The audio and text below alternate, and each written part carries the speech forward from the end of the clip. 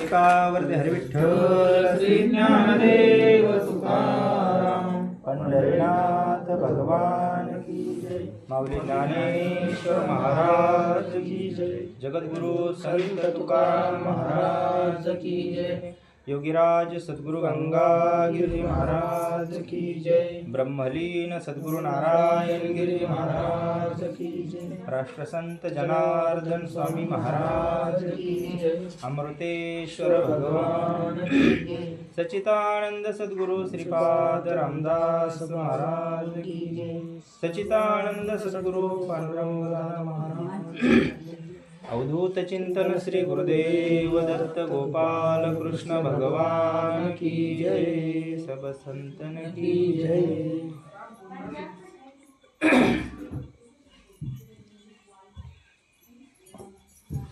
सुख दुःखे समे कृत्वा लाभो लाभा जयो जया ततो युद्धाय जस्व नैनम पापम वाप्यसी।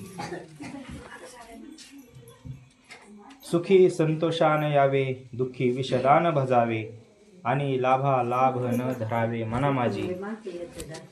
येथ विजय पण होईल का सर्वथा देह जाईल, हे आधीची काही पुढील चिंता वेना। आपण या उचिता स्वधर्मातेची रहाटता, जे पावे ते निवांता साहूनी जावे। ऐसे या मने होवावे, तरी दोषू न घडे स्वभावे, म्हणून आता झुंजावे निभ्रांत तुवा।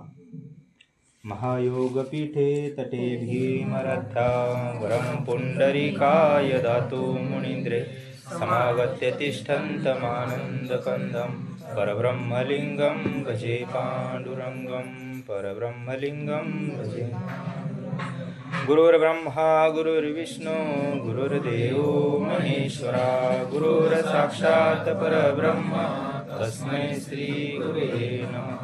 ब्रह्मानन्दं परमसुखदं केवलं ज्ञानमूर्ति, द्वन्द्वातीतं गगनसदृशं तत्त्वमस्यादिलक्षणम्, एकं नित्यं विमलमचलं सर्वधी साक्षिभूतं, भावातीतं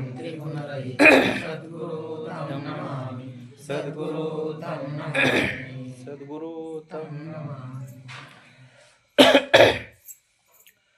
कैलासराना शिवचंद्रमौळी, फणींद्रमाथा मुकुटी झळाळी, कारुण्य सिंधू भवदुःखहारी, तुझवीन शंभो मदकोणतारी। वक्रतुंड महाकाय सूर्यकोटी समप्रभ, निर्विघ्नं कुरु मे देव सर्वकार्येषु सर्वदा। सर्वमंगलमांगल्ये शिवे सर्वार्थसाधिके, शरण्ये त्र्यंबके गौरी नारायणी नमोस्तुते। सच्चिदानन्दरूपाय विश्वोत्पत्त्यादिहेतवे, तापत्रय विनाशाय श्रीकृष्णाय वयं नमः। चरितं रघुनाथस्य शतकोटि प्रविस्तरम्, एकैकम् अक्षरं पुंसा महाभारतनाश। अलंकापुरी पुण्यभूमी पवित्र, तेथे नांदतो ज्ञानराजा सुपात्र। नमस्कार माझा सद्गुरु श्री संतांचे माथा चरणावरी, साष्टांग हे करी दंडवत विश्रांती पावलो सांभाळा उत्तरे, वाढले अंतरी प्रेम सुख। सुख दुःखे समे कृत्वा लाभो लाभा जयो जया ततो युद्धाय युज्यस्वनेने पापं वाप्यसी। सुखी संतोषान यावे, दुःखी विषदान भजावे, लाभा लाभ न धरावे मना माझी। ग्रंथराज श्री ज्ञानेश्वरी अध्याय 2 आणि ह्या 2ऱ्या अध्यायातला 38 नंबरचा श्लोक आपण प्रवचन रूपी सेवेसाठी घेतलेला आहे। सुख दुःख लाभ हानी जय पराजय ही सारखी मानून नंतर युद्धाला सज्ज हो, मनाने असे झाले असता तुला पाप लागणार नाही। सुखाच्या वेळी संतोष मानू नये, दुःखाच्या वेळी खिन्न होऊ नये, आणि लाभ व हानी मनात धरू नये, त्याचा मनातच विचार आणू नये। या युद्धामध्ये आपल्याला जय मिळेल किंवा अजिबात देहच नाहीसा होईल किंवा मरण येईल या पुढच्या गोष्टी अगोदरच चिंतित बसू नये. आपल्याला योग्य असे जे स्वधर्माचे आचरण ते करीत असताना जो प्रसंग येईल तो मुकाट्याने सहन करीत जावे. अशी मनाची तयारी होईल तर मग सहजच पाप घडणार नाही. म्हणून भ्रांती नाहीशी करून तो आता लढावेसे हे योग्य आहे. असा हा श्लोकाचा आणि ओळीचा सरळ सरळ अर्थ. आज आजींला जाऊन आपल्या सगळ्यांच्या मातोश्री त्यांना जाऊन आज 9 दिवस झाले आणि गेली 9 दिवस पहिल्या दिवसापासून काय चालू याचे सगळे साक्षीदार आहे. हा श्लोक घेण्याचं कारणच असं, सुखे संतोषाने यावे, दुखी विषदान भजावे आणि लाभा लाभ न धरावे मना माझी. काहीची अनुभूती आली आपल्याला इथं या श्लोकाची. आणि शास्त्र कशासाठी आहे? शास्त्र भीती घालवण्यासाठी आहे, शास्त्र दुःख घालवण्यासाठी. संत कशासाठी? भगवान परमात्मा हे कशासाठी सगळं नियोजन आहे आपल्या जीवनामध्ये. प्रत्येकाच्या जीवनात दुःख आहे महाराज, आणि ह्या दुःखाचा कारणासहित नाश व्हावा याच्यासाठी हा परमार्थ आहे, याच्यासाठी ग्रंथ आहे, याच्यासाठी संत आहे, याच्यासाठी भगवान परमात्मा वेळोवेळी अवतार घेतो.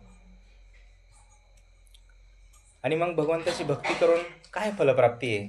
कालकथेमध्ये विषय झाला का आपण पहिले फायदा पाहतो. व्यवहारी माणसं आहे आपण.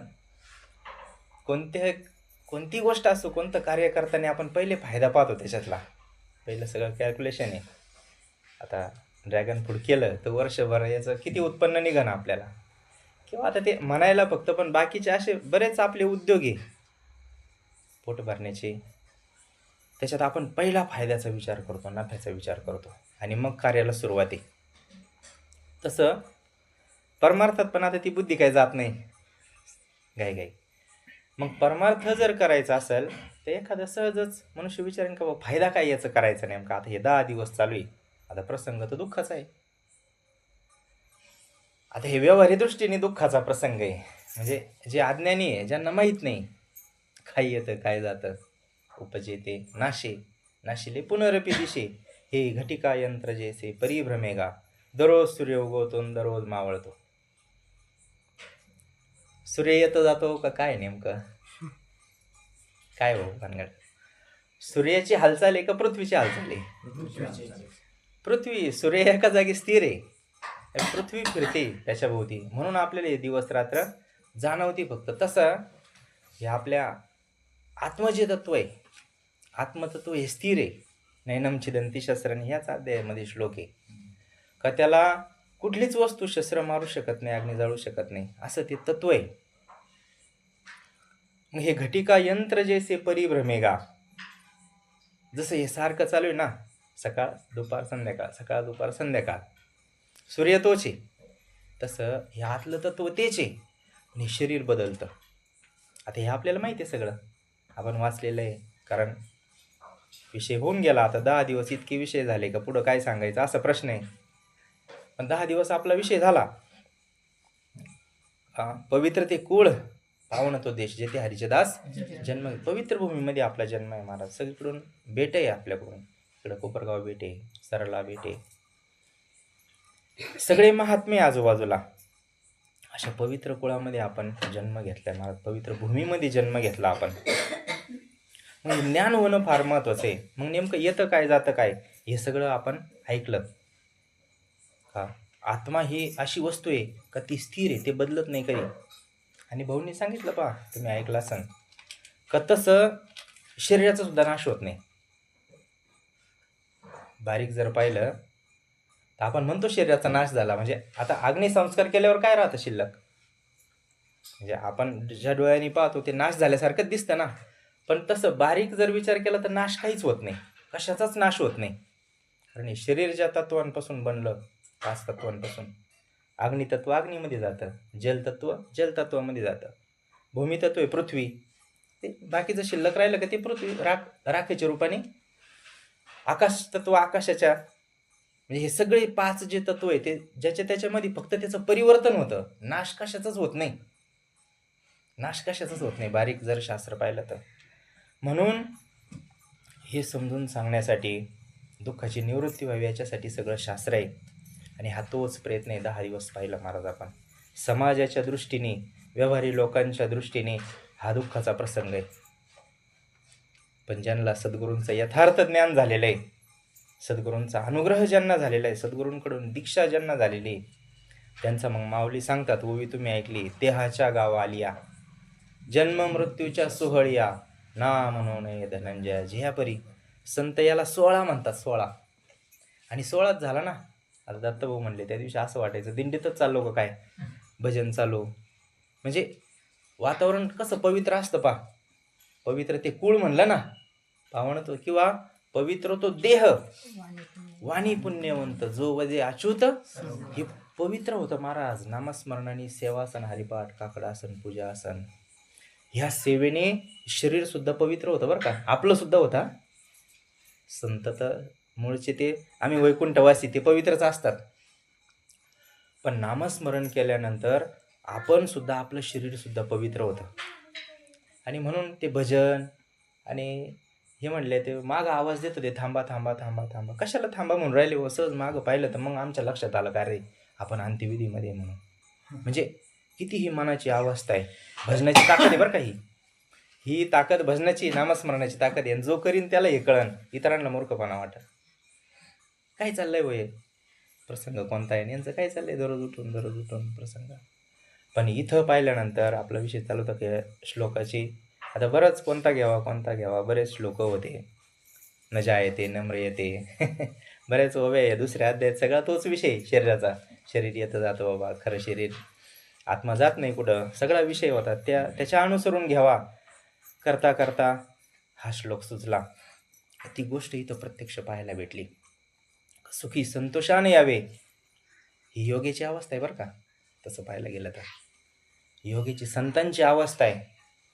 आणि ह्या परिवाराकडे जर पाहिलं ना, आजीसुद्धा ह्याचा अवस्थेत होते बरं का. जे आता हे ज्याला ज्ञान आहे त्याला विषय कळण. समाजाच्या दृष्टीने आजी म्हणजे त्यांचं काही संतुलनच राहिलं नव्हतं असा विषय होता. बरोबर आहे की नाही, बाकीच्यांच्या दृष्टीने. पण पण खरी ती दिव्य स्थिती होती महाराज. कारण त्यांना याचं कशाचंच घेणं नव्हतं. आपण उठलो का हे सगळं डोळ्यासमोर दिसलं का सगळे चक्र उलटे फिरते आपले कसं होईल बा आता, याचं कसं होईल. म्हणजे रात्री काय झोपन तेवढाच, बाकी 24 तास 8 तास कशासाठी चालू आहे, सुखासाठीच चालू आहे. आणि ते किती भेटले याच्याच त्याचं जास्त त्याला माहिती. ज्याचा स्वतःचा अभ्यास करायचा त्याने. आपण जन्म झाल्यापासून मृत्यूपर्यंत सारखं 24 तास पडतो. काय पडन संध्याकाळी तेवढाच. स्वप्न पडते भाऊ म्हणते काही काही झोपातच लागण बिगण जर असली खांद्याची तर लय अवघड काम म्हणून अशा स्थितीमध्ये महात्म्यासारख्या स्थितीत आजी राहिल्या. कोणाला पटन नाही. दुःखाचा त्यांना स्पर्श होता का.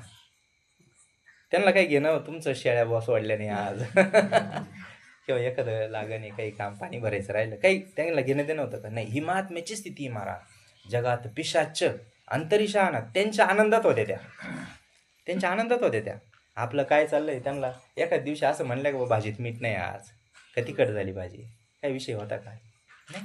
काय स्थिती आहे, महात्म्याची स्थिती आहे. तुकाराम महाराज म्हणते आम्ही काय खातो आम्हालाच कळा ना.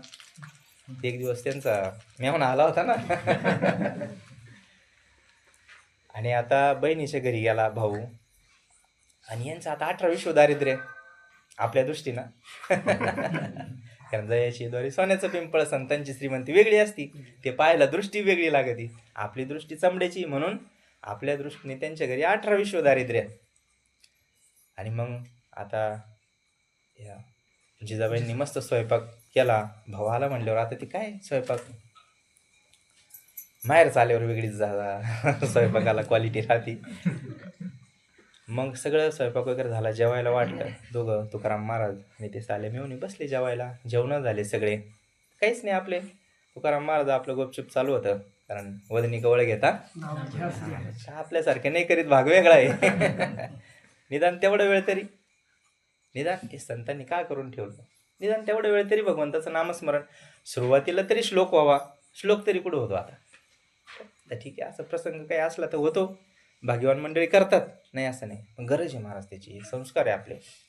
मग दोघं जेवायला बसले, चाललंय यांचं महाराजांचं पण नामस्मरण, त्यांचं जेवणच झालं.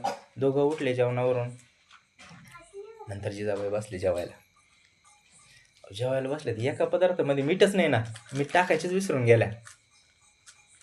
काय आता ते तापल्या ना, तापणार कोणावर आहे? हक्काचा माणूस एकच आहे. तापायचं म्हणलं का हक्काचा माणूस एकच. म्हणले अहो एकाही भाजीमध्ये मीठ नाही, तुम्ही जरा पाहायचं ना, मला सांगायचं तरी मीठ वाढायला, मीठ तरी वाढलं असतं ना. तेव्हा तुकाराम महाराज म्हणले, कारण मी काय खातो मला तेच कळत नाही. खाणं साधूचं खाणं कसं असतं, फक्त उदरनिर्वाहापुरतं.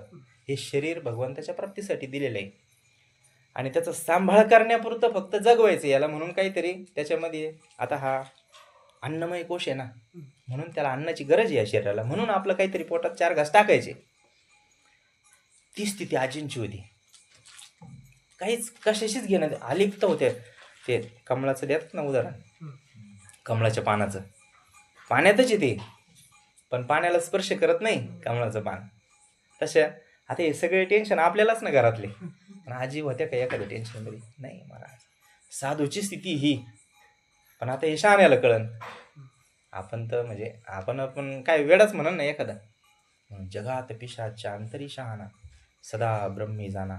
आणि एक दिवस या अक्का ते गेलो होत्या मागच्या टप्प्यामध्ये, थोडी तब्येत खराब झाली होती ना, तेव्हा मग आम्ही आलो होतो. मग आजींना सांगितलं रामराम म्हणा म्हणे. आता अक्काचं चालू होतं, कारण ज्ञानाचं लक्ष नसतं बरं काही. आता अंतकाळ आला ना, तर मग काही आता ते दृष्टांत ऐकलेलं आहे तुम्ही, ते वाके म्हणायचं म्हातारा मराठी टायमाला.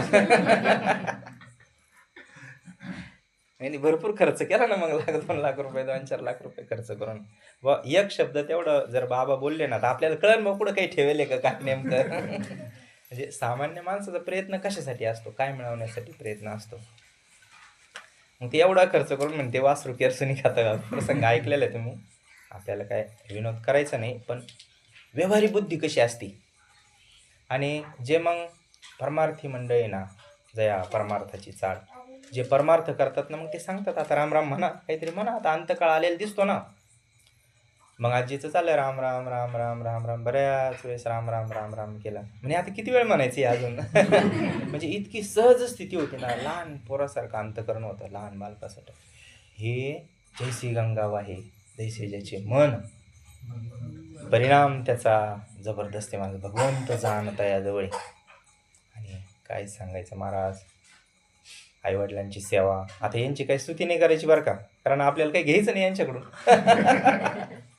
स्तुती कोणाची करताय, काही जर अपेक्षा असली आपली काही घ्यायचं असेल तर मग म्हणावं लागत, बाबा पाटील असे, पाटील कसे, उदारे बाबा पाटील. लय दानधर्म करतायत, चांगलं असतं दानधर्म केलेलं या काळामध्ये. आता आपल्याला काही अपेक्षा नाही, यांची काही स्तुती नाही करायची, पण वास्तव सांगायला काही हरकत नाही ना. महाराज यांनी पुंडलिकासारखी सेवा केली बरं का. व्रत असतं पुंडलिकाचंच नुसतं नाव घेऊन नाही जमणार, दोघांचा तेवढा सहभागी. कारण गाडीचे दोन्ही चाकं जर व्यवस्थित असले ना, तर हा प्रपंच चालत असतो बरं. आणि ते काय यांच्यावर भगवंताची कृपा आहे. जसं पुंडलिकाने सेवा केली महाराज, आणि सेवेचं फळ असतं आज 28 युगापासून भगवान परमात्मा उभा आहे विटेवर. जिथे सेवा असते ना महाराज, आईवडिलांची सकळ तीर्थाची अधुरे माऊली सांगतात. जे माता पित्रे तया सेवेची शरीर किर लोण की, जे शरीर उतरवून वळून टाका म्हणले आईवडिलांवरून. आईवडिलांची सेवा करा. आणि आईवडिलांची सेवा केल्यामुळं आपल्या महाराष्ट्राचं दैवत आज पंढरीश परमात्मा तिथं विटेवर उभा आहे इतक्या दिवसापासून. आणि यांनी पण या जोडीनं बरं का, म्हणजे जोडी म्हणजे हे सगळेच मंडळी. आता आजी इथं राहत होते म्हणून नुसतं यांचंच काय नाही. आता तुम्ही पाहिलं कालचा प्रसंग, सहज त्यांना असं आतूनच उर्मी झाली ना सांगावं म्हणून. हा परिवारच सगळा सात्विक आहे. मुळात काय होतं माहिती आहे का, भूमीचे मार्दव माऊली सांगतात, सांगे कोंबाची लवलव. जे जमीन कशी हे पीक सांगत ना. आता हे काय वेगळं सांगायचं आपण. एखाद्याचं लई जर असं पीक असलं ना जोरात, चिमका बिका गहू होता, आम्ही गेलो होतो याकडे, असं गहू होता ना भारी, मग याचा अर्थ तिथं कष्ट केलेले, जमीन चांगली आहे, सुपीक जमीन आहे. आणि काँग्रेसला म्हणून दिसल्यावर नाही. जे भूमीचे मार्दव म्हणजे हे आता हे पीक आहे ना, बरं सगळा परिवार ना, कोणी निवडायला जागा नाही ना, निवडायला कोणी पार म्हणजे मुलं मुली नातू त्यांचे नाती पंतू सुद्धा आता हे आलेले. श्लोक नाही आला काय ना आहे का, म्हणजे पार नातू नातवंड पतवंड आजीचे सगळे परमार्थिक मंडळी. कशाचा परिणाम आहे हा? एका पिढ्याचं नसतं होत. तुकाराम महाराज म्हण विश्वंभर बाबापासून चरित्र उपलब्ध आहे म्हणून विश्वंभर बाबापासून सेवा आहे, नाही तर त्याच्या अगोदरची सेवा होती भगवान पांडुरंगाची त्यांच्या कुटुंबामध्ये.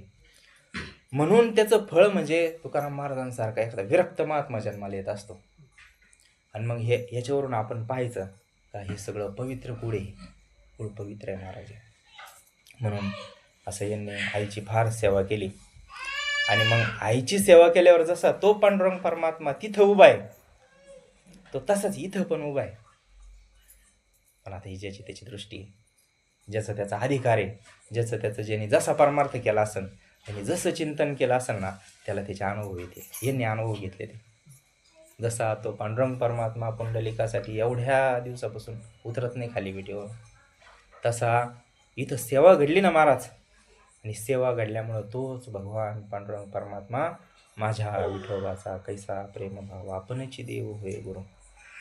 तोच भगवान परमात्मा मागे पुढे उभा राहे सांभाळीत, आलिया आघात निवाराया, योगक्षेम त्यांचे जाणे जडभारी, वाट दावी करी धरून या. योगक्षेम भगवान परमात्मा चालवतो महाराज भक्ताचा, बरं का. जो भक्त झाला ना, विभक्त नाही राहिला पाहिजे. भक्त भगवंतापासून विभक्त नाही राहिला पाहिजे, त्याचं भक्त झालं पाहिजे, म्हणजे भगवान परमात्म्याशी एकरूप झाल्या पाहिजे. जो सगळं करतो महाराज, सगळं करतो. आणि ही भक्ताची स्थिती महाराज. सुखी संतोषान यावे, दुःखी विषदान भजावे, लाभा लाभ न धरावे मना माझी. माऊली सांगतात सुखाच्या वेळी संतोष मानू नये, कारण परमार्थ का करायचा आहे महाराज. मग अशी विषय झाला आपला का दुःखाची कारणासहित निवृत्ती व्हावी. दुःखाचं कारण सुद्धा नाही राहिलं पाहिजे. एखाद्याला जर ताप येत असेल अंगामध्ये, तर मेडिकलवर गेला तर सहज गोळी देतो मेडिकलवाला, पण तो मुळापासून जातो का? नाही. मग जो खरा डॉक्टर आहे ना, तो काय करतो? सगळ्या तपासण्या करतो. नेमका ताप कशामुळे येऊ राहिला याला, दुखतं कुठं नेमकं, त्याचं कारण शोधून काढतो आणि तिथून उपचाराला सुरुवात असते. म्हणून संत आजच्या का कालच्या प्रवचनात आहे पा, झाडाची पालवी नुसती आता हे येड्या बाबळी वर्षावर तोडीत राहिलं तर जाईन का? या नाही जाणार. ते आता तोडलं का परत 8 दिवसांनी तेवढंच हिरवं होतं, त्याचे डबल वाढतं परत. तसं हे आपल्या पाठीमागं दुःख लागलेलं आहे. सगळ्याच प्रकारचे दुःख आहे, इतके प्रकार आहे ना दुःखामध्ये, आणि प्रत्येकाला वेगवेगळे आहे, सगळ्यांना वेगवेगळं दुःख आहे. आणि शास्त्र त्याच्यामधून बाहेर निघण्याचा मार्ग सांगतं, दुःखामधून बाहेर निघण्याचा मार्ग सांगतं. मग काही दुःख कोणाला आहे कोणाला नाही आहे. बीपीचा त्रास सगळ्यांना नाही आहे, काहींना बीपी आहे, काहींना शुगर, प्रत्येकाला वेगवेगळं आहे. पण जन्म मृत्यूचं दुःख प्रत्येकाला आहे, याच्यातून कोणीच सुटला नाही. जो आला ना जन्माला तो याच्यातून कोणीच सुटला नाही महाराज. सगळ्यात मोठं दुःख जर काही असेल तर मृत्यूचं दुःख आहे महाराज. आणि मग संतांनी तर त्याला 16 केलं मृत्यूला. मग कशामुळं 16 झाला तो, हेच आपल्याला पाहायचं, एवढं शिकायचंय, एवढंच शास्त्रामधून घ्यायचंय. सांगणारे माऊली आणि ऐकणारे आपण सगळेजण आहे. मग हा सगळा आपला संसार आहे, हा सुखाचा कसा होईल? याच्यासाठी शास्त्र आहे, याच्यासाठी संत आहे. म्हणून ही महात्म्याची स्थिती इथं वर्णन करून सांगितले. काय होतं परमार्थ केल्याने? दररोज का बरं हरिपाठ करायचा, दररोज काकडा करायचं, काय कारण आहे? आता यांनी आजी घरामध्ये, आजीचा देह घरामध्ये पडलेला, आणि इकडं यांचं शिवलीलामृताचं वाचन चालू आहे. काय स्थिती आहे, काय स्थिती आहे? काकडा चालू झाला सकाळी 4लाच. म्हणजे आता आईचं असं आहे बरं का, आईच्या प्रेमाची बरोबरी कशानेच होत नाही. आणि आपल्यासारख्याला बोलणार तरी काय आईच्या प्रेमाविषयी, काय करणार? त्याला एकच प्रमाण असतं का तुका म्हणे अंगी व्हावे ते आपण. आपल्याला आई जेव्हा होऊ आपण तेव्हा आपल्याला कळण काय असतं ते, असं कळू शकत नाही महाराज. जे आईचं, आता मुलांचा जीव नसतो असं नाही, पण मुलींचा विशेष जीव असतो आईमध्ये, आणि आईचा विशेष मुलींमध्ये असतो. त्याच्यात एखादी सासूरवाशीन असावा. मग तिच्याकडे जास्तच लक्ष लागतं. म्हणजे जिव्हाळ्याचा संबंध असतो, प्रेमाचा संबंध असतो. आणि म्हणजे आपण तर विचार करत होतो बा काय स्थिती असेल या मंडळींची. हे श्लोकाप्रमाणेच आहे ना, सुख आलं तर सुखाने लई हुरळून जाऊ नये आणि दुःख आलं तर त्याचा लई शोक मानू नये. अर्जुनाला सांगतात भगवान परमात्मा. अर्जुनाने धनुष्य ठेवून दिलेलं आहे, लढत नाही अर्जुन. मग ह्या अर्जुनाला उपदेश आहे, अर्जुनाच्या निमित्ताने आपल्याला उपदेश आहे. म्हणून या आजी घरात असताना हरिपाठ करणं, घरातलेच मंडळी नाही, आता बाहेरची येऊन तर भजन करतात, भजनी मंडळी येतात भजन करतच ना, पण घरातल्या मुलांनी करावा, मुलींनी करावा, नातवंडांनी परमार्थ करावा, हरिपाठ काकडा करावा. म्हणजे काय दिव्य स्थिती. आणि खरे हे ज्ञानाचं लक्षण आहे बरं का. ज्याला ज्ञान प्राप्त होतं ना सद्गुरूंकडून ज्ञान, त्याच्या जीवनात सुख आलं तरी तो जास्त आनंदी होत नाही, दुःख आलं तरी त्याला जास्त शोक होत नाही. कोणतीच अशी हे द्वंद्व धर्म जे न जोडून येणारे ते त्याला बाधत नाही महाराज. ही नामस्मरणाची शक्ती असते, सद्गुरूंनी दिलेल्या अनुग्रहाची शक्ती असते. म्हणून भगवान परमात्मा अर्जुनाला सांगतात का बाबा हे सगळे, अर्जुनाला वाटायचं ना का मी यांना मारणार आहे. म्हणजे अर्जुन सुरुवातीला लय गप्पा मारायचा. काय होतं, परमार्थ हा काय बोलण्याचा विषय नाही बरं का. आता 10 दिवस तुम्ही 9 दिवस पाहिलं इथं जे प्रवचन झाले ना, ते सगळे असं तुमच्या आमच्या मधलेच सगळे सामान्य माणसं होते ना. दिसायला सगळे सामान्य होते, पण असायला विशेष आहे त्यांच्याकडे काहीतरी. इथं बसून बोलणं काही सोपं नाही, हा अनुभव होता. पण होतं काय माहिती आहे का नेमकं, आता हे संतांना जे अनुभव आले ना त्यांनी ग्रंथात लिहिले. संतांना साधना करता करता भगवान परमात्म्याकडे जाता जाता जे अनुभव त्यांना स्वतःला आले ना त्यांनी ते ग्रंथात लिहिले. बरं या अनुभवाचं कसं असतं, जे भगवंताचं नामचिंतन करताना अनुभव येतात ना, उठा उठी अभिमान, जाय ऐसे स्थळ कोण, ते या पंढरी सगरे, खळा पाझर रोकडे, नेत्री अश्रूंची या धारा, कुठे रोमांच शरीरा. ही स्थिती प्राप्त होती महाराज साधकाला.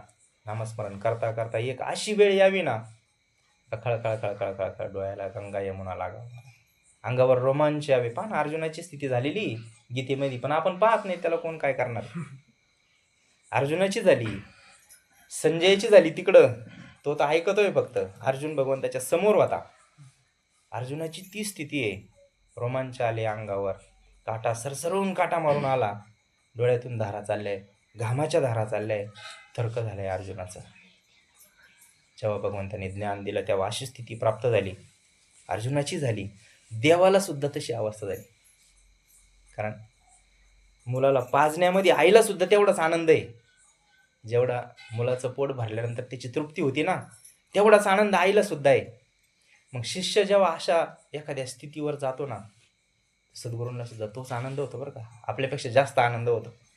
संतांना आपल्यापेक्षा आपण जो अनुभवतो ना आनंद, आपल्यापेक्षा कित्येक पटीने त्यांना जास्त आनंद होतो. म्हणून इथून जे मंडळी बोलत होते ना, याचं कसं आहे, संतांना अनुभव आले त्यांनी ग्रंथात लिहिले हे बरोबर आहे, पण जेवढे अनुभव आले ना तेवढे सांगता येत नसते, तेवढे लिहिता येत नाही.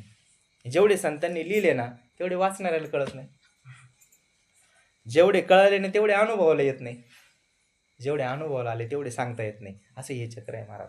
म्हणून इथं वाचा बंद होती महाराज, वाचा बंद होती. हा परमार्थच असा आहे ना अनुभवाचा, संतांचा परमार्थ. आणि व्हायला पाहिजे बरं का. असं झाल्याशिवाय त्याची गाडी चालू शकत नाही पुढं. ही स्थिती जोपर्यंत जीवनात येत नाही ना, आपण अभंग म्हणतो, कंठी प्रेम दाटे, नैनी निरलोटे, हृदय प्रगटे राम. महाराज भगवंताचं चिंतन करता करता करता करता करता त्याचा साक्षात्कार जेव्हा होईल ना, तेव्हा ही स्थिती प्राप्त होती बरं का, या आनंदाची. कारण भगवंताचं स्वरूप कसं आहे, आपला श्लोक झाला सच्चिदानंद रूपाय. हे भगवंताचा आनंद, हे भगवंताचं स्वरूप आहे. आणि त्याचं चिंतन केल्यानंतर आनंद होतो ना, हे भगवंताचं दर्शन आहे. कलियुगात हे दर्शन आहे खरं भगवंताचं, का भगवंत असं चतुर्भुज रूपाने समोर येऊन उभा राहील. हा नाही विषय, ज्ञानाचा विषय हा. ज्याच्याकडं समाधान आहे ना, ज्याच्याकडं सदा नाम घोष करू हरिकथा, तेने सदा चित्ता, ज्याच्याकडं कायम समाधान आहे त्याला भगवंताचं दर्शन आहे. भाऊ सांगा ते समाधान हीच समाधी, म्हणजे समाधान ही समाधी. आणि आनंद हे भगवंताचं दर्शन आहे. जो सतत आनंदात राहतो ना, अभंग झाला त्या दिवशी पहा, सुख दुःख समान, सकळ जीवांचा कृपाळ, ज्ञानाचा उद्बोध, भक्ती प्रेमाचा कल्लोळ, धन्य जगी तोची एक. कोणाला धन्यता देतात संत? कोणाला धन्यता? लय प्रॉपर्टी त्याला, लय जमीन आहे, प्लॉट 500 एकर जमीन त्याला. हा, धन्य जगी तोची एक हरी रंगी नाचे. नुसतं नाचलं तर जमन का? नाचणारे अनेक आहे ना. वेगवेगळ्या ठिकाणी नाचणारे आहे ना. मग नाचणारं जर धन्य आहे तर मग तिच्या पुढं नाचल्यावर धन्यता देता येईल ना त्याला. पण पुढं परत एक आठ सांगितली, धन्य जगी तोची एक हरी रंगी नाचे, राम कृष्ण वासुदेव सदा स्मरे वाचे. ही आटलं जर लावली नसती तर डीजेवाले सुद्धा याच्यामध्ये बसले असते, धन्याच्या यादीमध्ये. धन्यता ज्यांना दिली ना त्याच्यात इतर ठिकाणी नाचणारे सुद्धा बसले असते. पण संतांचं कसं पहा, एक प्रमाण कसं असतं. विषयी विरक्त जया नाही आपपर, संतुष्ट सर्वदा स्वय व्यापक निर्धार, जाणीव शहाणीव ओझे सांडोनी अधुरी, आपण वस्ती कर वर्तत असे संसारी, एका जनार्दनी नित्य हरीचे कीर्तन, आसनी शेनी सदा हरीचे चिंतन. अशी स्थिती झाल्या पाहिजे महाराज परमार्थात आपली. म्हणजे एका जनार्दनी नित्य हरीचे कीर्तन. आता कीर्तन नित्य कसं करायचं, सारखं कसं करायचं, कायमच त्याच्यात कसं राहायचं, हे जरी ते संतांकडे वेगळं तरी काय. श्वासावर आपल्याला जोडून दिला ना, संत दर्शनी आला पद्मनाभ जोडीला. ते एकदा हे नातं जुळलं का मग कळत राहतं बरोबर. नातं जोडल्याशिवाय काही कळत नाही. मग तोपर्यंत माणूस अज्ञानातच राहतो. एकदा हे कनेक्शन जोडलं ना मला, ते कधीच बंद नाही होत परत. आणि एका जनार्दनी नित्य हरीचे कीर्तन, मग त्याचं आसनी शेनी सदा हरीचे चिंतन. मग काळ वेळ नाम उच्चरिता नाही, दोन्ही पक्ष पाही उद्धरती. म्हणून सतत जो नामस्मरण करतो ना त्याला ही स्थिती प्राप्त होती. आणि कलियुगामध्ये दुसरं साधनच सांगितलं नाही. कलियुगामध्ये एकच साधन सांगितलं, कलोतत हरिकीर्तन. कलियुगा माझे करावे कीर्तन, तिने नारायण देईल भेटी. म्हणून नामस्मरण करता करता, भजन करता करता, हरिपाठ करता करता, काकडा करता करता, दिंडीला गेल्यावर पायी चालताना ज्याचं नामस्मरण जो आनंद होतो ना, त्या आनंद होणं म्हणजे भगवंताचं दर्शन आहे बरं का. पण आपण कधी भेटन म्हणून वाट पाहत बसतो भगवंताची. पण आपल्याला जो आनंद होतो ना नामस्मरण करताना, हे भगवंताचं खरं स्वरूप आहे. आणि म्हणून आपला विषय चालू होता का मृत्यूचं दुःख सगळ्यांना आहे. बाकीचं कोणाला असन नसन, पण मृत्यूचं दुःख हे सगळ्यांना आहे. प्रत्येकाला आहे असो जायगा. भाऊ सांगतात राजा रंग फकीर. राजा जरी असला तरी जातो, त्याला सुद्धा 1 सेकंद फोन करायला टाईम नाही, कशालाच टाईम नाही भेटत. मी चाललो आता परत येणार नाही. कोणी असो महाराज तिथं, त्याला काळाची सत्ता सगळ्यात मोठी. म्हणून त्या दिवशी प्रवचनात विषय झाला, मग आपण काय करायला पाहिजे. हे कमवायचं नाही का, हे व्यवहारी सत्ता आहे, हे तर लागलच. आपल्याला पैसा लागन, सगळं लागन, घर लागन, गाडी लागन फिरायला, कपडे लागतील चांगले, सगळ्या व्यवस्था लागतीलच. कारण आपल्याला जीवन जगण्याला आवश्यक वस्तू आहे. अन्न वस्त्र निवारा मूलभूत गरजा आहे, त्या लागणारच आपल्याला, ते करायच्याच. पण त्याच्यासोबत परमार्थ महाधन जोडी देवाचे चरण व्हावया जत उपाय हे. हा, त्या दिवशी एक अभंग झाला बा, ईश्वर महाराजांनी घेतला होता. करा हरिभक्ती परलोका येईल कामा. तिकडं काही कामं येत नाही याच्यातलं. म्हणजे हे इथं कामं येणार आहे सगळं. मग इथं कामं यायपुरतं कमावं नाही कोण म्हटलं. मग त्याच्यात समाधान नसतं महाराज. ती एक व्यवस्था आहे, त्या व्यवस्थेसाठी कमवायचं आहे. पण हे ह्या लोकांमध्ये याचं काम आहे फक्त. आपण जेव्हा हे सोडून सगळं भगवंताकडे जाऊ ना, मग कर्माचं हिशोबान मग डोळे उघडा आपले, बरोबर नाही. आता तर बरंचसं इथंच फेडून जायचं आहे. ते तिकडं आता ते काशीपत्र, तुम्ही गरुड पुराण झालं ना, वाचून झालं गरुड पुराण. गरुड पुराणामध्ये एवढं जे वर्णन केलं ना, काशीपत्र वन, वैतरणा नदी, ते परत तप्तभूमीवरी चालविती, ते बरेच प्रकार आहे त्याच्यामध्ये. 21 प्रकारचे नरक आहे. आणि त्या नरकांमधून जावं लागत. पण हे माळ करायला काहीच नाही, हे कोणी सांगत नाही. माळ कशासाठी घालायची, सद्गुरू का करायचे, गुरु का करायचे. जिथं ज्ञान आहे ना, गुरु तेथे ज्ञान, ज्ञानी आत्मदर्शन, दर्शनी समाधानाथी जैसे. ज्याला समाधान पाहिजे ना, ज्याला आनंद पाहिजे, त्याने सद्गुरूंची म्हणजे संतांची कास धरल्या पाहिजे. संतांची पायी विश्वास.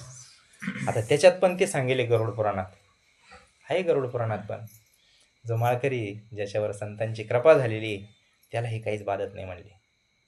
आणि ह्या अज्ञानासाठी ज्यांनी काहीच केलं नाही ना आयुष्यभर, ज्याने आयुष्यभर, आता परत विषय तिथंच आला, कारण या काळामध्ये दान धर्म सगळा दानाचाच विषय सांगितला. कारण आयुष्यभर केलेलं सत्कर्म आहे ना हे आपल्या सोबत जातं, म्हणून ते दान करायला सांगतात. वेगळं भूदाने, गोदाने, सुवर्णदाने, हिरण्यदाने. आता हिरा तर पाहायलाच नाही राहिला, कसं दान करायचं? आणि भूदान करायला आता जमीनचे भाव एवढे वाढले. अर्धे फुटावरून भांडतोय आपण. कधी सुवर्णदान, कधी काय, अनेक प्रकार ते छत्री. आता ते सगळं तुम्ही ऐकलं, तो विषय रिपीट करायची काही गरज नाही. ते गरुड पुराण सगळ्यांनीच ऐकलेले, प्रसंगाला सगळेच ऐकतात. जिवंतपणी करावं लागतं ते. आपण केलं तर मग आपल्याला पुढं त्याचा फायदा होतो महाराज. पण असं आहे, कोणी काहीच करत नाही ना, दान धर्म करीत नाही, परमार्थ देवाशी त्याचं काही घेणं देणं नाही, त्यांच्यासाठी हे सगळं आहे. पण ज्याच्या गळ्यामध्ये माळ आहे ना, जो एखाद्या सत्पुरुषाला शरण गेलेला आहे ना, एखाद्या अधिकारी महात्म्याला जो शरण गेलेला आहे ना, आणि त्याचं जीवन दोरीमध्ये कसं कमायने येडवाकडं नामस्मरण करतो, सद्गुरूंनी सांगितलेल्या दिलेल्या गुरुमंत्राचं प्रेमाने आवडीने भजन करतो, आवडीने भावे हरी नाम घेशील, मग तुझी चिंता त्याची सर्व आहे.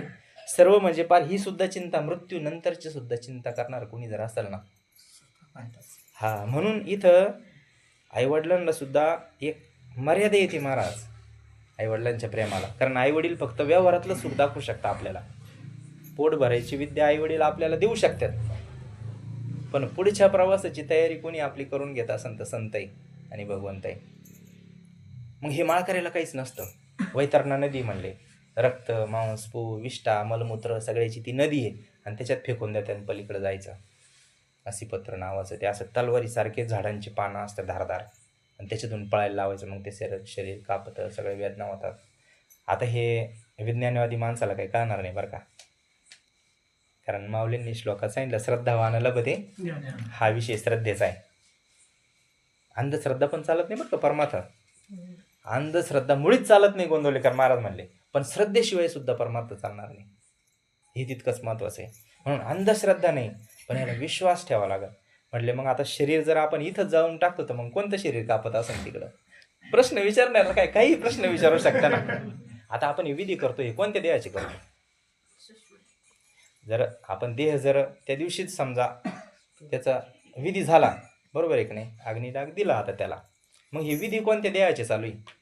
10व्याला कोणत्या देहाचं विधी करणार आहे? 13व्याला काय करणार आहे? महिन्यांना काय करणार आहे? वर्षश्राद्धाला काय करणार आहे? शास्त्र आहे याच्या पाठीमागं, पण याच्यावर विश्वास ठेवा लागेल बरं का, श्रद्धा ठेवा लागेल, तर मग पुढची फलप्राप्ती. नाही तर मग ज्याचा विश्वास नाही ना त्याला काहीच नाही. आणि मग ज्याचा विश्वास नाही, ज्यांनी काय आयुष्यभर केलं नाही ना, त्याच्यासाठी त्या सगळ्या गोष्टी.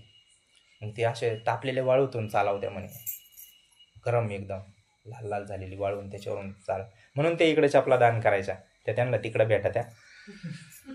आता भाऊ सांगत राहते कलियुगात असं, पण आता इथं दान केल्यावर तिकडं कसं काय भेटेल? मग हा एक प्रश्न आहे. भाऊ दृष्टांत देतात. आता हे सगळं विज्ञान युग आहे, आता इथं बसल्या बसल्या मोबाईलवर ट्रान्झॅक्शन करतो आपण. मग भाऊ म्हणते ते असे बंडल उडून जाताना दिसत्या का? आता 10,000 एखाद्याचा फोन आला, मला कर फोन पे 10,000 रुपये, लगेच एका सेकंदामध्ये फोन पे करतो आपण. मग ते पैसे उडत जाते का असे? नाही, ती सिस्टम ही एक मनुष्याने निर्माण केलेली, मग माणसाने निर्माण केलेली सिस्टम इतकं अप टू डेट आहे भाऊ सांगतात. तेव्हा हे भगवंताचं सिस्टम कसं असतं? मग इथं दान केलेल्या वस्तू त्या व्यक्तीला प्रवासात त्या कामा येतात, म्हणून दान करायचं. मग ज्याने इथं केलं नाही त्याच्यासाठी ते दान करायचं, आणि ज्यांनी केलं ना त्यांनी पण करायचं. का बरं? का पुढचे मग करतील आपलं पाहून. कारण हे बंद नाही झालं पाहिजे ना, पावलीनी पार जाऊ नये नाव. आता आपला प्रवास पूर्ण झाला, आपण नदीच्या त्या पलीकडे गेलो होडीत बसून, मग तिकडे देऊन ती होडी मोडून तोडून आणि शेकत बसायचं तिच्यावर? नाही, अरे मागून लई येणार आहे ना अजून. त्यांना यायला काम येईल ना ती. म्हणून हे मार्ग जे पाठीमागून आले नाही हे मोडायचे नसतात, कारण हे सगळे विधी भगवंतांनी स्वतः केले. भगवान श्रीरामानी हे स्वतः विधी केले वनवासात असताना. दशरथ राजा गेले तर भगवान श्रीकृष्णाने करून घेतले सगळे हे विधी, म्हणून आपल्याला पण ते करणं अपरिहार्य आहे महाराज. म्हणून ज्याचं झालेलं आयुष्यभर त्यांनी करावं, आणि ज्याचं काहीच झालं नाही त्यांनी पण करावं. पण हे जे सगळ्या ज्या भीती दाखवलेल्या नाही याच्यात, शास्त्र कशासाठी आहे? भीती घालवण्यासाठी शास्त्र आहे, आणि शास्त्राचीच भीती वाटायला लागल्यावर कसं होईल? ते गरुड पुराण ऐकल्यावर भीती नाही वाटत? वाटते महाराज, भीती वाटते. अशी अशी वेळ म्हणले, आता त्याचा प्रवास चालू आहे हा.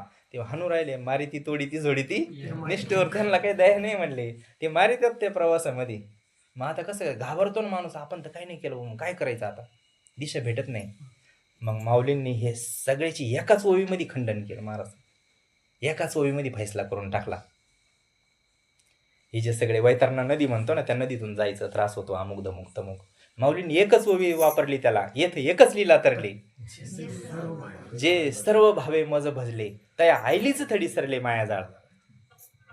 त्याला पलीकडे जायची गरजच नाही राहिली. जो भगवान जो मज होय अनन्य शरण, त्याचे निवारी मी जन्म मरण, या लागी शरणागता शरण मीची एकू. जे शरण जाण्याला मीच एक असा समर्थ आहे म्हटले. अरे मला शरण येतो, याला त्याला पाया पडायपेक्षा ज्याचे पाया पडत होते तेच चालले ना आता. आपण ज्याचे पाया पडत होते, मग आशेचे पाय धरा, ज्याने देव येईन घरा. बरोबर आहे की नाही? कोणाचे पाय धरायला थोडासा आपण विचार केला पाहिजे. मला आपण समजदार माणसं आहे, आपण शिकलेली माणसं आहे, शास्त्राचा अभ्यास करायला पाहिजे. भगवान परमात्म्याने एका ओवीत सगळे उलट पालट करून टाकलं. आता गरुड पुराण कोणी सांगेले? कोणी सांगेले? त्यानंच सांगेले त्याच बाबांनी. फक्त ते गरुडाला सांगितलं म्हणून गरुड पुराण झालं. अर्जुनाला तेच ज्ञान अर्जुनाला सांगितलं का गीता झाली, तेच ज्ञान उद्धवाला सांगितलं का भागवत झालं. सांगणारं एकच आहे ना, ऐकणारे जरी वेगवेगळे असले, सांगणारं एकच आहे. आणि एवढे म्हणजे अर्थात हे बरोबरच आहे बरं का, ते बरोबरच आहे. पण आपल्याला काय त्याच्यातून बाहेर निघायचे. आता एखाद्या समर्थ सद्गुरूंना संतांना शरण गेलं ना महाराज, अनन्य चिंतयंतो मा ये जना पर्युपासते तेषां नित्यभियुक्तानां योगक्षेमं वहाम्यहम्. भगवंतांनी प्रतिज्ञा करून ठेवलेली, प्रतिज्ञा, तरी अवधान ऐकले दिजे, मग सर्व सुखाची पात्र होईजे. हे प्रतिज्ञा उत्तर माझे उघड आहे का माऊली सांगतात. अरे एकदा तुम्ही हा विषय समजून घेतला ना, एकदा तरी अवधान ऐकले तिचे, एकदा जर तुम्ही लक्ष दिला ना, बारीक लक्ष देऊन ऐकलं ना, सर्व सुखाची पात्र ये मराठीची नगरी. काय?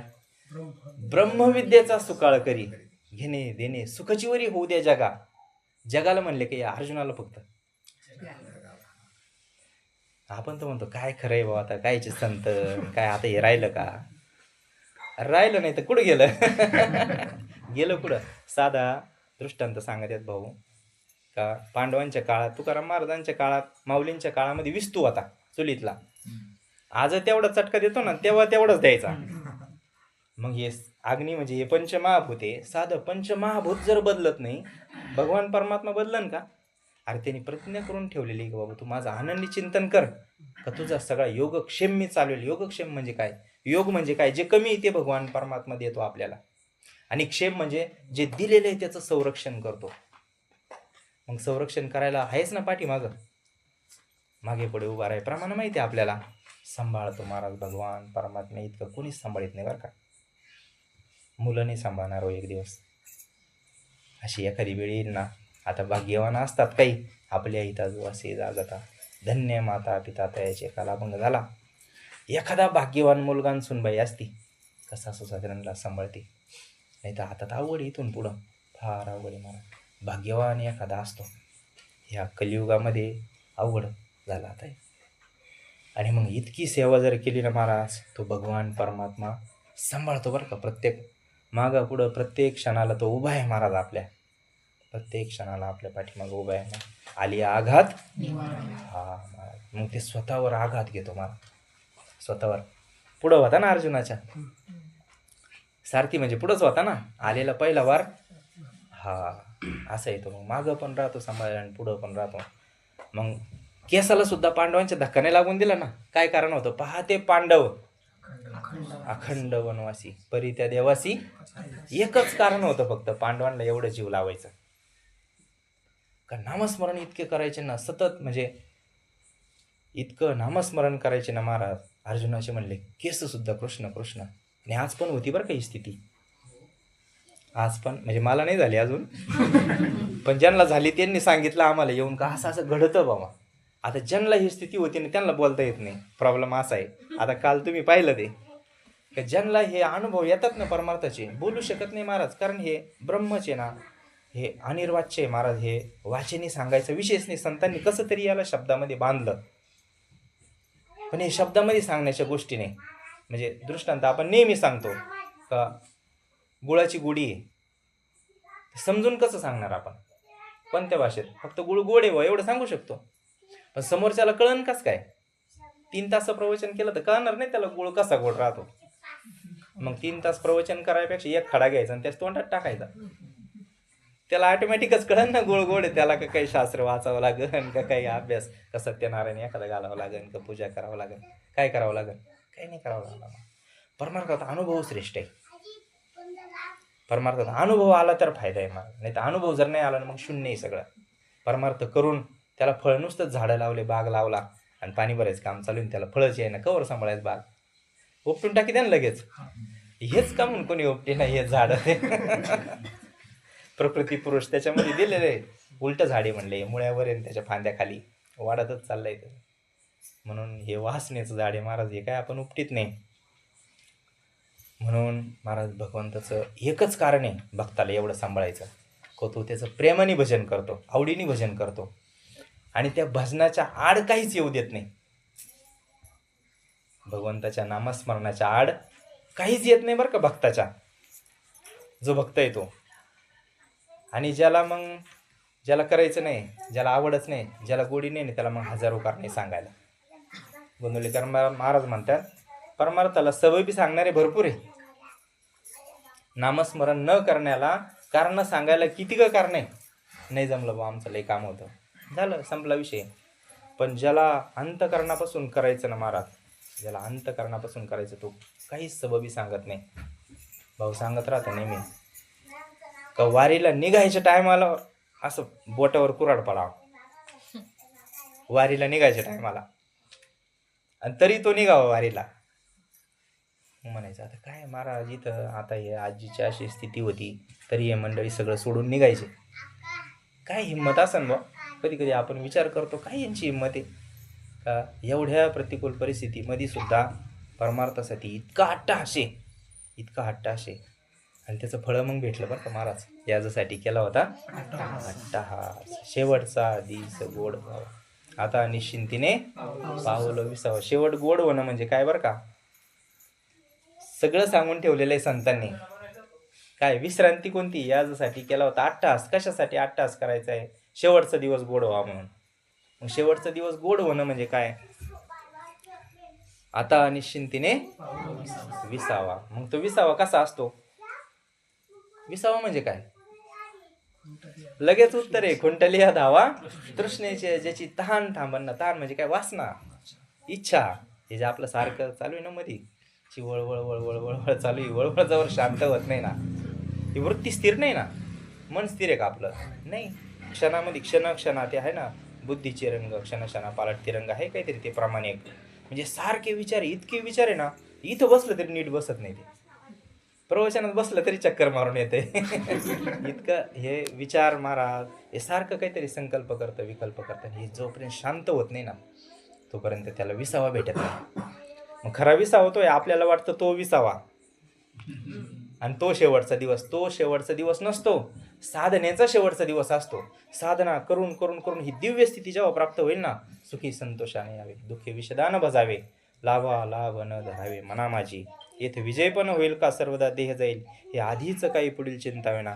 आता हे आपला विजय होणार आहे का काय होणार आहे पुढचं तू विचार करू नको म्हटले. आणि आपल्याला तरी काय सांगितलं महाराज परमार्थात, आपल्याला तरी काय सांगितलं, मागचं पुढचं पाहू नका म्हटले. आपल्या हातात फक्त वर्तमान काळ आहे. आपल्या हातात एकच गोष्ट आहे, फक्त वर्तमान, चालू क्षण आपल्या हातात आहे, दुसरं काहीच आपल्या हातात नाही. मागची जर चिंता करीत बसला, मागची काळजी करीत बसली, तर त्याच्यामध्ये चालू वर्तमान काळ खराब होणार आहे आपलं.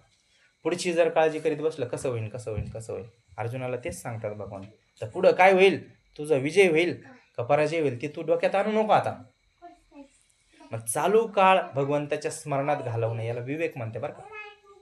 साधकाने एकच ध्यानात ठेवायचं, पुढं होईन का नाही होईन, सकाळी उठून नामस्मरण होईन, करू बा सकाळी, आता लई कंटाळा आला. म्हणजे आता माझे अनुभव म्हणून सांगत आहे, सकाळी परत उठलं का सकाळी साखर झोप राहते, सकाळी काही जाग येत नाही, मग करू नंतर करू, असं मन त्याला पर्याय शोधतं. म्हणून साधकाने जो साधक आहे ना, त्यांनी एकच, ज्याला हे सुख पाहिजे ना, ज्याला आनंद पाहिजे, ज्याच्या जीवनात दुःखच नकोय, त्यांनी एक करायचं, वर्तमान काळ फक्त व्हायला नाही घालायचं. तो नामामध्ये कसा जाईल, एकच पथ्य पाळायचं, फक्त एकच पथ्य जरी पाळलं नाही एवढं तरी पण भगवान परमात्मा मागे पुढे उभा राहायचा. म्हणून हे सगळं जरी गरुड पुराणामध्ये वर्णन केलेलं असलं, पण हे माळकऱ्याला काहीच नाही. ज्याच्या जीवनामध्ये समर्थ सद्गुरू आहे ना, त्याला हे काहीच बाधत नाही. कारण इथं माऊली स्वतः सांगतात ना, त्या आईलीच थडी सरले मायाजा, त्याला पलीकडच्या थडीला जायचंच काम नाही, ती वैतरणा नदीकडे जायचं काम नाही, काही नाही, त्याचं अलीकडंच सगळं संपलं. म्हणजे त्याला अलीकडंच माझी भगवान परमात्म्याची प्राप्ती होऊन जाते मला, असा हा दिव्य परमार्थ आहे. हा काय संतांचे प्रमाण आहे, नका जाऊ त्या गावा, नामधारकाच्या शिवा सुदर्शन यावा, गिरटी फिरे सुदर्शन फिरता महाराज त्याच्याभोवती, यम धर्म सांगे दूता, तुम्हा नाही ते सत्ता, जेथे होय हरी कथा, सदा घोष नामाचा. महाराज काय नामस्मरणाची शक्ती आहे, काला प्रवेश नाही तिथं. काला किती तुकाराम महाराजांची कीर्तनात एकदा त्यास एक जण गेला होता ना, त्याने आणून टाकलं कीर्तनात. पाहू म्हणले कीर्तनात जात नाही कोणी असं म्हणते ना, कसं काय म्हणते, पाहू मग कीर्तनात आणून टाकलं. आता सगळे महाराज म्हणले वाजवा टाळ्या, करा भजन, सगळे भजन करते, हा बसेल ना तसंच. आता मरेलच तो त्याच्यात काही रामच राहिला नव्हता. तो कसं काय राम राम म्हणत, ज्याच्यात राम राहिला नाही ना, ज्याच्यात राम नाही तो राम राम म्हणत नाही. ज्याच्यात राम आहे तो म्हणतो राम राम. मग तो काय भजन करीना. महाराज म्हणले अरे काय बसला, भजन कर. ते लागला ना टाळ्या वाजवायला, ते प्रेत उठून बसलं. महाराज संतांची शक्ती असते, नामाची शक्ती आहे, फक्त तिचा अनुभव घ्यायचा असेल ना तर आपल्याला विश्वास ठेवून करून पाहावं लागेल. तसं याला दुसरा पर्यायच नाही, जगात याला दुसरा पर्याय नाही. सांगावांगीचं हे काम नाही, हे स्वतः जेव्हा आपण करू ना, तेव्हा स्वतः अनुभव घेऊ ना, तेव्हाच हे आपल्या अनुभवाला येईल महाराज. म्हणून अशी स्थिती आपल्याला कशी प्राप्त होईल हे आपण कोणाला, ते ज्याला माहिती आहे ना. आता अर्जुन इतका गप्पा मारले ना अर्जुनाने पहिल्या अध्यायात, पहिला अध्याय, दुसरा अध्याय सुरू झाला तर अर्जुन देवाला बोलूनच द्याय ना. मग देव म्हणले बाबा तू जर खरंच ज्ञानी असेल ना तर तू समाधानामध्ये राहा. भगवंताचं वाक्य आहे, तू जर स्वतःला लय ज्ञानी समजवतो ना, आता हे आपल्यावर घेतलं तर जमन बरं का. अर्जुनावर जोपर्यंत आपण म्हणून अर्जुनाला सांगितलं बा, मग ताळमेळ बसणार नाही. आपल्याला सांगितलं असं जोपर्यंत म्हणत नाही ना, तोपर्यंत याचा मेळ लागणार नाही. मग देव म्हणे अर्जुनाला, तू जर खरंच तुला स्वतःला ज्ञानी समजत असेल ना तर मग समाधानात राहा. कारण आपली ओवी झाली, गुरु तेथे ज्ञान, ज्ञानी आत्मदर्शन, दर्शनी समाधानाती जैसे. म्हणजे जिथं गुरु आहे, जिथं सद्गुरू आहे तिथं ज्ञान आहे, जिथं ज्ञान आहे तिथं समाधान आहे, आत्मदर्शन आहे, जिथं आत्मदर्शन आहे तिथं समाधान आहे. मग तू जर ज्ञानी असशील तर समाधानात राहा, आणि ज्ञानी नसशील तर उगाच गप्पा नको मारू म्हटलं मग फुकट. कारण आपल्याला लय सवय गप्पा मारायची, आपण लय गप्पा मारतो महाराज, ज्ञानाच्या गप्पा मारतो, पण शब्द ज्ञानाने समाधान होत नाही महाराज, याचा अनुभवच घ्यायला. म्हणून जसं अर्जुनाला सांगितलं की तू ज्ञानी असशील तर समाधानात राहा, नसेल तर मग कोणाचं तरी ऐक. ते गोंदवलेकर महाराजांच्या प्रवचनात एका विषय तो महाराजांनी रिपीट केला परत, का तुला जर कळत नसेल ना तर मग कोणाचं तरी ऐक, आणि तू ज्ञानी असेल तर मग आनंदात राहा, समाधान, याचा शोक मानू नको तू. गेलाय आता अर्जुन कुठं गप राहतो. अर्जुन काय कोणाचं तरी ऐक, म्हणजे कोणाचं तरी ऐकायचं का, कोणाचं तरी ऐकून नाही जमणार. जे हे मार्ग दावनी गेले दयानिधी संत ते तिनेची पण ते चालू जाता, न पडे गुंता कोठे काही. दुसऱ्या मार्गाने जर गेला ना मग किती गुताडा होईल याने सांगते. आणि आपण अनुभवला आजपर्यंत सुटतच नव्हता. इतका हा गुंता झाला होता ना, सुटतच नव्हता. पण समर्थ सद्गुरू जीवनामध्ये आले महाराज आणि हे सगळा गुंता सोडवला महाराज. एकच कारण आहे त्याला, सद्गुरू आपले वेळ झाली असताना बहुतेक 8:15 झाले, वेळ झाली आपला. शेवटचं 5 मिनिटामध्ये सेवा आटपून घेऊ आपण. संत काय करतात माहिती आहे का, हे चालूच राहील. आता तुम्ही त्याच्यातच सगळे, तुम्हाला काही वेगळं सांगायची गरज नाही. तुम्हाला काय मला काय, आपल्याला दररोज तासभर एक गोळी, जशी एखाद्या आजाराची सकाळ संध्याकाळ दुपार घ्या 3 टाईम, तशा आपल्याला गोळ्या चालू आहे झटके येऊ नये म्हणून. झटके जातात बरं का. हे औषध असं आहे ना, आता हे सगळं इथंच आहे महाराज, काय आपण सांगणार आहे. तर काय खरोखर कधी कधी ना वाचा बंद पडायचंच काम आहे. काय सांगायचं या नामाचं महत्त्व, काय सांगायचं नामाचं महत्त्व. काय नो हे केले एका चिंतित विठ्ठले. तुकाराम महाराज म्हणते काय सांगू आता संतांचे उपकार, काय सांगायचं आता, काय सांगायचं. अरे अनुभव घ्या, याला दुसरं प्रमाणच नाही. याला फक्त अनुभव, स्वतः अनुभव घ्या. अरे नामस्मरणाने आता हे इथं मंडळी आहे, ते छकुलीला इतका त्रास होता. अख्खे महाराष्ट्रातले दवाखाने यांनी पालते घातले, बाबा बिबा सगळे चौक्या बिका लिंबू मिरची काहीच नाही सोडलं ना. पुढंच फरक पडला नाही ना. आणि फक्त घडलं कशाने, फक्त नामस्मरणाने गोष्ट शक्य झाली. होतं बरं का शक्य नामस्मरणाने. ही नामाची शक्ती महाराज. मग संत काय करता माहिती आहे का, सगळ्या दुःखाचं कारण जर असेल ना, एकच कारण आहे सगळ्या दुःखाचं, स्वस्वरूपाचं अज्ञान. भाऊ नेहमी सांगतात. आता एवढा विषय फक्त कळाला तर पहा, जे अनुग्रही त्यांना कळन. आपण कोण आहे हे आपण विसरलो, म्हणजे आपलं स्वरूप काय हे आपण विसरलो. हे दुःखाला कारण आहे. सगळ्यात मोठं कारण दुःखाला असेल ना, स्वस्वरूपाचं अज्ञान. आणि संत जेव्हा जीवनात येतात ना, आपल्या संत सद्गुरू आपल्या जीवनात येतात ना, ते हेच ज्ञान करून देतात. तू कोण आहे आपल्याला दाखवून देतात का, तू बाबा हे मरणारं जे हे जाता येतं ना, हे शरीर म्हणजे तू नाही आहे. ती आतली जी वस्तू आहे ना, ती वस्तू म्हणजे तू आहे. हे ज्ञान आपल्याला संत करून देतात. आणि मग त्याचं चिंतन, सतत चिंतन करून करून करून करून करून आपला पण जेव्हा असा भाव होईल ना, हा सिद्धांत आहे परमार्थाचा. हा पूर्ण परमार्थाचा. सगळी गीता काय सांगते, एका वाक्यात जर सांगायचं झालं ना, जीव शिवे हे सांगण्यासाठी सगळी गीता आहे. जीव आणि शिव हे दोन नसून हे एकच आहे हे सांगण्यासाठी सगळं शास्त्र आहे महाराज. आणि मग संत तेच सांगतात, आपल्याला स्वरूपाची ओळख करून देतात अनुग्रहाच्या माध्यमातून. अनुग्रह देतात, गुरुमंत्र देतात. त्या गुरुमंत्राच्या चिंतनाने आपल्याला आपण कोणी हे कळतं. आपण आणि भगवान परमात्मा वेगळं नाही, हे दोन नाहीच महाराज. समुद्रातून ग्लासभर पाणी काढून आणलं बाजूला, किंवा मीठ आणि समुद्र वेगळं नाही. नो हे सारिता निराळे, लवण मिळविता जळे. जसं ते मीठ परत समुद्रात टाकलं का ते समुद्रासारखंच होतं. फुगा आहे एखादा फुगा, फुग्यामध्ये हवा आहे. आता ती आतली हवा आणि बाहेरची हवा वेगवेगळी, कारण मध्ये त्याचं आवरण आहे, फुग्याचं आवरण आहे मध्ये, म्हणून आतली हवा आणि बाहेरची हवा वेगवेगळी आहे. पण फुगा फुटला, आता काय झालं, एक झाली. बाहेरची हवा आणि आतली हवा फुग्यातली एक झाली. फुगा हे माध्यम होतं, तो एक आकार त्याने धारण केला होता. मग तो आकार जोपर्यंत दिसतो ना, तोपर्यंत आपण म्हणतो हा हे शरीर, हे आकार आहे. जसं फुग्याने आकार धरला हवेने, तसा हा आकार आहे. हा नष्ट झाला काही आतलं तत्व आणि हे परमात्मा तत्व याचं एकरूप होतात, हे परत एकत्र मिसळून जातात. आणि हेच ज्ञान आपल्याला संत देतात का बाबा आतली वस्तू आणि भगवान परमात्मा दोन नसून एकच आहे. गीता सांगते ममै वंशे जीव लोके जीव भूतो सनातना. अरे तू माझा अंश आहे, आपण भगवान परमात्म्याचा अंश आहे. आणि मग भगवान परमात्म्याचा आपण अंश, त्याचे आपण लेकरं असल्यामुळे आणि तो आनंद स्वरूप असल्यामुळे, सच्चिदानंद स्वरूप आहे भगवान परमात्मा, मग आपण त्याचे मुलं असल्यामुळे ते गुण आपल्यात आहेच. पण त्याचा फक्त विसर पडला आपल्याला. आणि ते आठवण करून देण्याचं काम संत करतात. उजळले भाग्य आता अवघी चिंता. पहिलं जर कृपेचं लक्षण काही असेल तर ही चिंता जात राहते जीवनातून, आणि ते आपण इथं पाहतोय प्रत्यक्ष महाराज. म्हणून आपल्याला अशा महात्म्यांना शरण जावं महाराज, किंवा भगवंताला तरी अशी विनंती करावं का काही मी उद्धार पावेन. असे समर्थ सद्गुरू माझ्या जीवनामध्ये येऊ दे, की हे अज्ञानाचा सगळा हा पडदा बाजूला, आवरण आलेलं सगळं बाजूला करून टाक, आणि मला त्या स्वरूपाचं तुझं ज्ञान होऊ दे भगवान परमात्मा, अशी त्याला विनंती करू. आणि हे ज्ञान देण्यासाठीच संत येतात. आणि ते एकदा ज्ञान झालं ना, तर मग त्याच्या जीवनामध्ये दुःख नावाची वस्तू राहत नाही.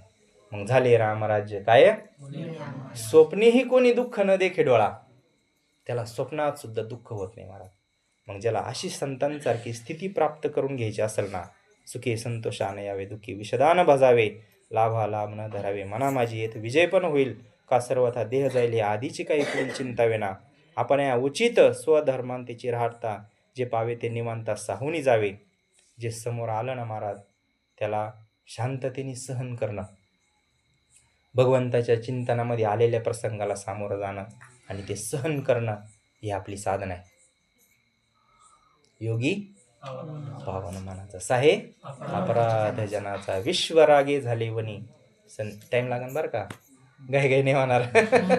कारण आपले काठी तुर्कानी मामा म्हणते आपले काठी अजून आपले काठी फिरत येतात अजून, घाई नाही होणार. पण एक दिवस होईल, कारण आपल्या पाठीमागं समर्थ सद्गुरूंचा वरद हस्त आहे महाराज. म्हणून जो प्रसंग येईल तो शांततेने सहन करून भगवंताच्या नामस्मरणामध्ये राहावा. ऐसे मने होवावे तरी दोषू न घडे स्वभाव. म्हणून आता झुंजावे निभ्रांतत्व. लढ म्हणले आता तू निवांत. अर्जुनाला सांगितलं आता हे मी जेवढं सांगतो ना, तू फक्त मी करतो असं म्हणू नको. कारण मी करतो म्हणलं का त्याचं सगळं डोक्यावर बसतं. त्याच्या सत्कर्म केलं का पुण्य त्याच्या पदरात पडतं, सत्कर्म केलं का पुण्य पदरात पडतं, आणि चुकीचं कर्म केलं का मी केलं म्हणलं का दुःख पदरात पडतं. मग भगवंतानी एकच युक्ती अर्जुनाला सांगितली, तू काय कर फक्त की हे मी केलं म्हणूच नको. या सगळ्याचा सूत्रधार भगवान परमात्मा आहे म्हणले. हे जगाची चाळीता, हे सगळ्याला हलवणारा कोण आहे? हा मी एकटा याला चालवतो म्हणले जगाला, आणि त्या पद्धतीने तू राहा. मग जर सगळंच भगवान परमात्मा करतो म्हणलं तर आपल्याला काही लागेल का पाप पुण्य? आणि पाप पुण्य लागलंच नाही तर सुखदुःख जीवनात यायचा प्रश्नच नाही ना. सुखदुःख काय येतं? दुःख काय येतं? पापामुळे दुःख येतं. आणि पाप जर आपण डोक्यावरच नाही घेतलं, दुःख यायचा संबंधच नाही.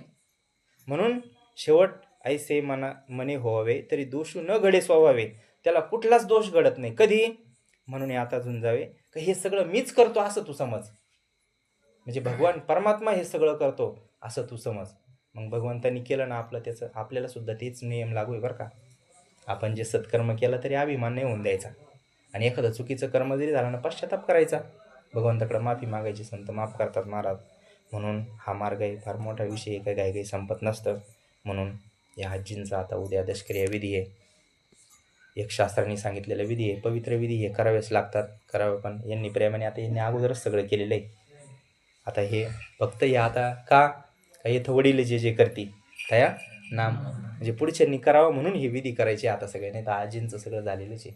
कारण हरिपाठ कीर्ती मुखे जरी गाय, पवित्र जी होय देह त्याचा, तपाचे सामर्थ्य तपिन्न लामुप, चिरंजीव कल्प वैकुंठीनाथ, मातृ पितृ भ्राता सगोत्र अपार, चतुर्भुज नर होऊन.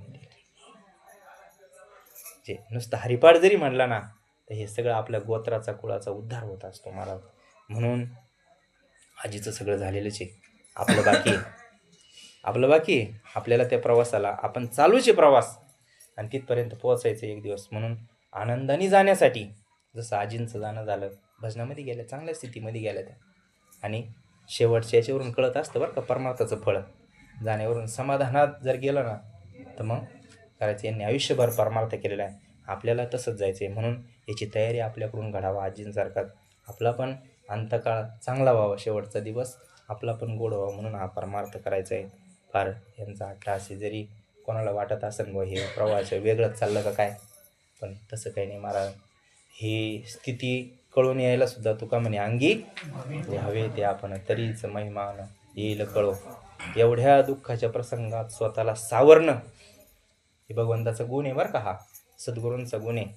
कारण गुरु हा सुखाचा सागर, गुरु हा प्रेमाचा आगरू, गुरु हा सात्विक धैर्य असतं महाराज. भक्तामध्ये शिष्यामध्ये सात्विक, त्याला ते हलू देत नाही. याचा अर्थ दुःख झालं नाही असं पण मानायचं नाही बरं का कोणी. दुःख वेगळं, मोह वेगळा, माया वेगळी, आणि शुद्ध प्रेम वेगळं. शुद्ध प्रेमामध्ये मग माऊली गेले तर देव सुद्धा रडले होते. माऊलींनी समाधिस्थ झाले माऊली तेव्हा निवृत्ती दादा रडत्यात, मुक्ताबाई सगळेच रडत्यात. मग मोह आहे का त्यांना? दुःख आहे का? शुद्ध प्रेम आहे, शुद्ध प्रेम आहे. म्हणून यांचं लय तुम्हाला वाटत असेल बा आनंदात चालू आहे म्हणून, दुःख नाही असा विषय नाही बरं का. प्रेम कधीच कमी होत नसतं, आणि आईचं तर नसतंच होत महाराज. म्हणून हे काय असा प्रसंग जरी दुःखाचा असेल पण यांनी स्वतःला सावरलं, ही भगवंताची कृपा आहे खरी. म्हणून त्यांच्यासारखं आपल्याला करावं भगवान परमात्म्याने, का सुखी संतोषानं यावे, दुःखी विषदानं बजावे. म्हणून झालेली सेवा सद्गुरूंच्या चरणी, माऊलींच्या चरणी, आजींच्या चरणी. आजींना सद्गती भेटलेलीच आहे. भगवान परमात्म्याने काय न्याय द्यायचा त्यांना दिलेलाच आहे. त्याच्यामुळे त्यांच्यासाठी वेगळं काही करण्याची आता आवश्यकता नाही. म्हणून झालेली सेवा सद्गुरूंची चरणी आपण अर्पण करू. सेवेला पूर्णविराम देऊ. पुंडलिकावधार विठ्ठल श्री महादेव तुकाराम, पंढरीनाथ भगवान